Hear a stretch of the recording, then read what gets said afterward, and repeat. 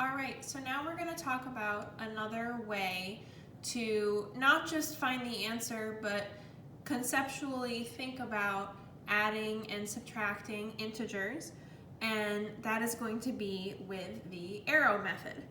Or you can also think about this as a number line method, because the main tools we'll be using are the number line, and then also these little arrows that I made representing different integers. So for example, this arrow represents the number 6, and you can see that if we start the arrow at 0, it goes right to the number 6.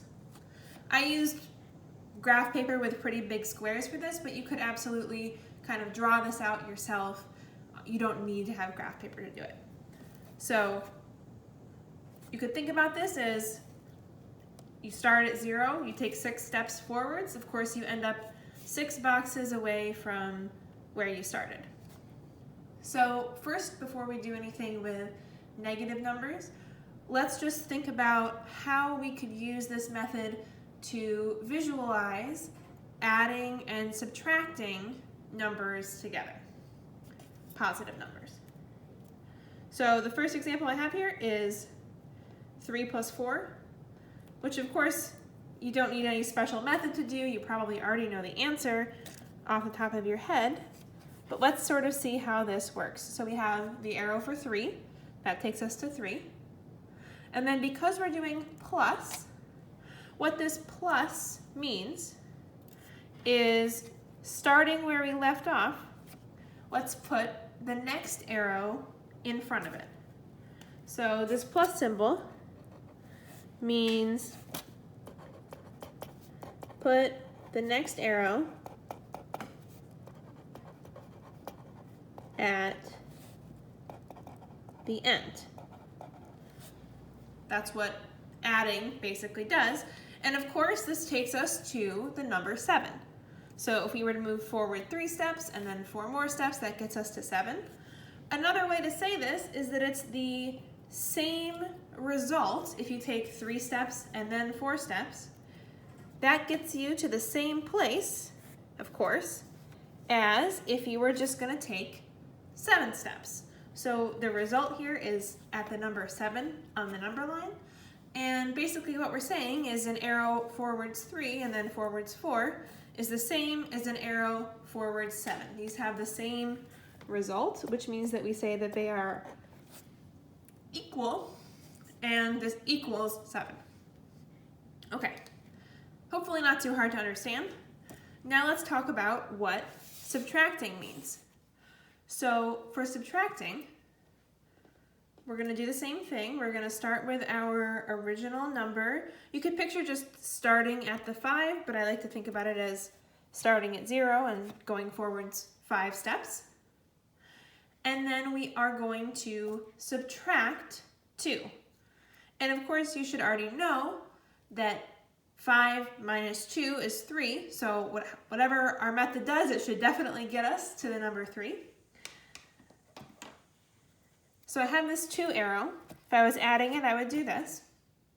And because I'm subtracting it, to get to 3, you can tell I'm going to need to go the other direction. So I literally just took this arrow and flipped it upside down and went 2 steps in the opposite direction, which does get me to the number 3 on my line. Or I could put it right on top if that makes it a little easier to see. So what we can take this subtracting to mean is flip the arrow, and then we're going to start from the end. So meaning that we are starting our upside down number 2 arrow at the end of where the 5 left off. And that obviously brings us to 3. And this path, if you walk forwards 5 steps and then backwards 2, should get you to the same place as just walking forwards 3 steps. These two things have the same result, going forwards 5 and back 2 gets you to the same spot on our number line as going forwards 3. So we say that this equals 3 because that's where it ends up. So we can add numbers together, meaning we put both arrows going forwards since these are positive numbers. Or we can subtract numbers, which means that we have to flip that second number arrow to be going in the opposite direction. Okay. Well, what if we have something like 2 minus 5? I'll follow the same recipe that I did here. I'm going to take my first arrow. There we go. And I'm going to put my second one starting, so here's a 5 arrow. It's 5 boxes long. And I'm going to take this arrow and I'm going to start at the end of the 2 arrow and I'm going to make it go the opposite way. Okay, so now the place I'm ending up is over here. And I don't have a label for this already. There's no positive number I can put down that tells me where I'm ending up over here. I don't have a name for this place that I've ended up. So that's kind of why we need negative numbers. We need negative numbers to be able to answer the question, what does this path give us? Where do we end up? Because we don't end up anywhere that we could get to just by walking forwards. So let's take the number line and extend it to include negative numbers. There we go. Okay, so now we can give names to all these numbers over here, and we're just going to call them -1, -2, -3, in the way that you should be used to. But this is kind of where they come from, is we need a name for where we end up after doing this subtraction. -6, -7, -8, -9, -10. Okay. And you might notice something similar about this problem versus this problem, which is just that they are in the opposite order. So 5 minus 2 is 3. 2 minus 5, we're going to call this place -3. It's the same place we could get to if we took our 3 arrow and flipped it backwards. Going forwards 2 and back 5 is the same as going back 3. But because this is a new kind of number, instead of thinking about this as a 3 but turned upside down, let's give it a whole new arrow, a whole new name, and call it -3. So this is now the right side up version of this arrow, because this arrow, when it's just normally by itself, takes us to this spot -3. We're not subtracting. This is just the arrow that brings us to this position. So 2 minus 5 equals -3. So we still need to flip the 5, and then because we end up as our final location being over here, our answer is a negative number.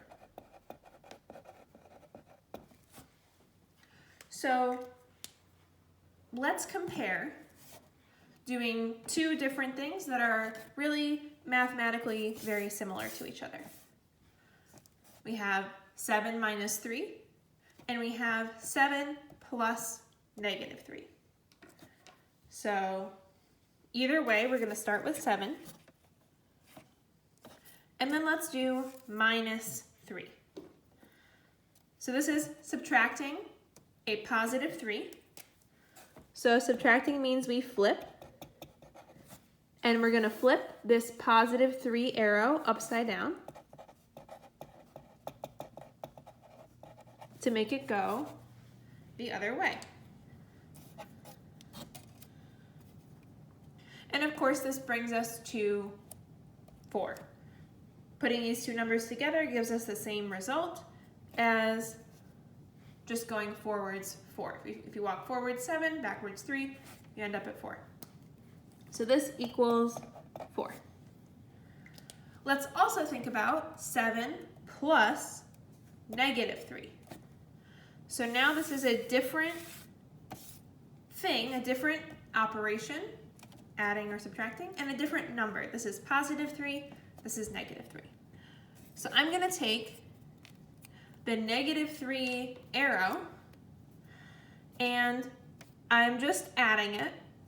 So I'm going to follow the normal rules for adding. I'm going to take this negative 3 arrow, I'm going to start it at the end of the 7, and I'm going to see where I end up. And I end up at 4. So, of course, this is still equal to 4. So this is a right side up arrow.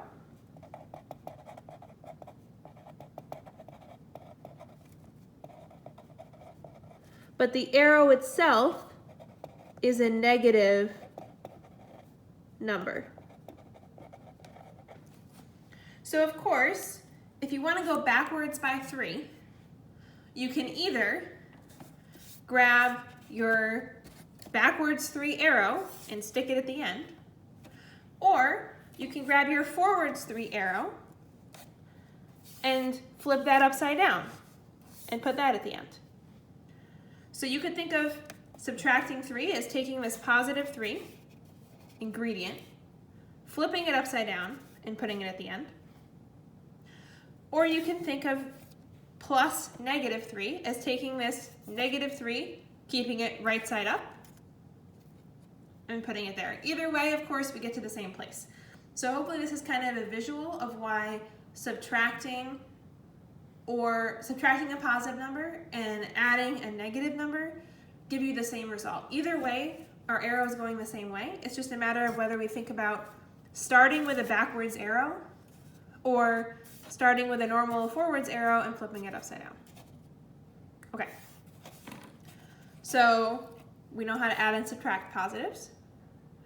We know how to get negative results. We know how to add negative numbers.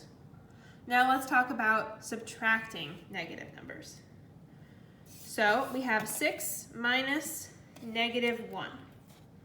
So, what's the 6? Here we go. Here's the 6. And then this subtraction means I'm going to flip it. And this is negative 1. So I'm going to take this tiny little arrow that when it's right side up goes backwards 1 unit. And then I'm going to flip that upside down because I'm subtracting and put that at the end. So this gets me to 7.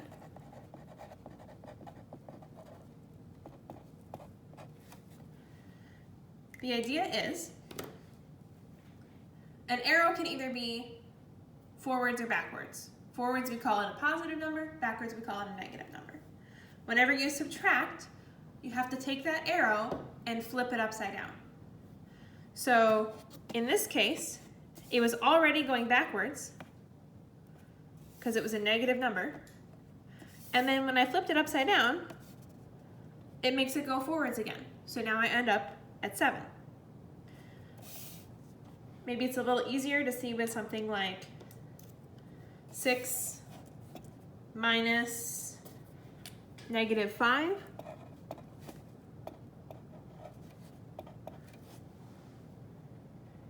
Here's the arrow for negative 5. It's not upside down, it just already goes backwards because it's a negative number. And then if I take that arrow and flip it, because I'm subtracting, now it goes positive and I end up at 11. The same as 6 plus 5. So this ends up at 11. Often we write parentheses around this second number just to help you see that we're subtracting a negative and kind of separate those two things out. So you could write parentheses here. They're not technically required, but they usually would be written. Okay. Now let's investigate what happens when we subtract a group of numbers. So I've got 6 minus, and then in parentheses I have this negative 3 plus 4. So first I'm going to just ignore this whole part and just try to figure out what's negative 3 plus 4. So negative 3 is this arrow, takes me back 3 steps, and 4 is this arrow, takes me forwards 4 steps. Both of these arrows are right side up because I'm adding. So negative 3 plus 4, we can see I end up at 1. So one way to do this problem would be to take this negative 3 plus 4 and just turn it into 1. And turn this into 6 minus 1. And that would be perfectly valid. It would make perfect sense because we can see that going backwards 3 and then forwards 4 is the same as going forwards 1. So of course, if I take this and turn it into 1, that has the same result, the same value, should totally work. So if we want to finish this problem, we can now do 6 minus 1. So I'm going to move these out of the way a little bit. Here's 6. And then I'm going to do minus 1, which means I'm going to take this 1, turn it around, and then line it up here. And of course we get 5. We're going forward 6 and then backwards 1. This should equal 5. So this is of course the final answer to this, but there's another way that we could do it that you might sometimes need to use if you can't get a definitive answer from this group in parentheses here. These are both just numbers, so I can easily combine them together to get 1. But if it was a term including a variable, I might not be able to do that. I might not be able to kind of condense these things down and simplify it, but I might still want to kind of take the whole expression and put it together. So, could I do something with these 3 arrows together? So the 3 ingredients are, we have a 6, we have a negative 3, and we have a 4. So how are these arrows coming together to get to 5? Let's try to figure it out. I'm starting with a 6. I can tell that that's going to go forwards. And you might say, okay, and I've got minus this negative 3, so maybe flip this around. And then I've got plus 4, but I ended up over here at 13. And that's not where I should end up. I can tell that I should end up at 5. So something I did wrong here didn't work out. So let's try to figure this out. Okay, so I have negative 3 plus 4. So normally that would be this. We already did this part, right? We have back 3, forwards 4. But I'm subtracting this whole group. So because I'm subtracting this entire group, this whole thing together is going to need to turn upside down. So I have 6 minus a negative 3. And then you can see that this 4 ended up upside down because it's part of this whole group that I'm subtracting. So because I'm subtracting this whole group, everything in the inside is going to change direction. Everything in the inside is going to be flipped around. That's the way that gets me to the answer I expect, which is 5. So another way to kind of write out this problem would be we could write 6. We can kind of distribute this minus sign and cause it to flip both of these numbers. 6 minus negative 3 becomes a 6 plus 3. 6 minus onto the 4 becomes minus 4 or plus negative 4. So this subtraction sign in front changed the directions of both of these parts of this group. The 3 that wanted to go backwards is now going forwards. The 4 that wanted to go forwards is now going backwards. And we end up at 5. Okay. So this is just a different approach to the same kind of thing that we did with the scoreboard method. It would get you to the same place. If one of these approaches makes more sense to you and clicks better with you, by all means you can use that. I'm not requiring that you necessarily use either one of these all the time. There are just a couple of different ways to think about positives and negatives, adding and subtracting, to hopefully kind of make the whole thing make sense as a connected set of ideas and not just a list of facts you need to know. Okay, so to summarize, a positive arrow is an arrow that wants to go forwards. A negative number is one that wants to go backwards. When we add these things together, they stay the way that they are. Anytime we're subtracting something, it flips it around. So if we're subtracting a negative, it ends up going forwards. That one you can't really tell if it's upside down. And if we are subtracting a positive, of course, that makes it go backwards. Okay. Cool. I hope that this was helpful. And let me know if you have any questions. Have a good day.